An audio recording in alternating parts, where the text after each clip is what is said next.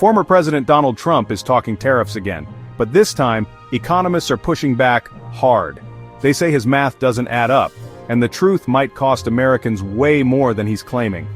Recently, Trump announced a universal 10% tariff on all imports, with more specific tariffs, 34% on Chinese goods, and 20% on goods from the EU.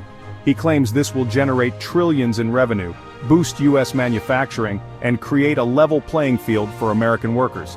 Sounds strong on paper, right? But let's break it down. Economists from across the political spectrum are sounding the alarm. They argue that Trump's revenue projections are super inflated and that he's seriously underestimating the cost to consumers.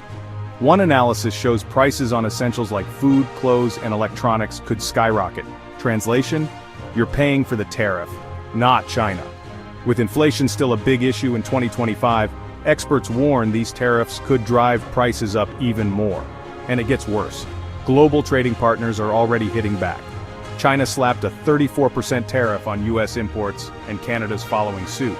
The EU and other allies are also considering their own countermeasures. So it's not just about taxing imports. It's about triggering a global price war. Now let's talk politics versus policy. Critics argue this move is more about campaign optics than sound economic strategy. They say it's designed to look tough and attract votes. But supporters contend the tariffs project strength and will force better trade negotiations. Some Republican senators have reservations, while House Speaker Mike Johnson supports it, acknowledging potential short-term disruptions for long-term gain. Meanwhile, Democratic lawmakers criticize the unilateral imposition of tariffs without congressional approval. So, is this bold policy or just political branding? The tariffs are set to roll out soon. Starting today, a 10% tariff begins on imports from countries including Australia, Britain, Colombia, Argentina, Egypt, and Saudi Arabia.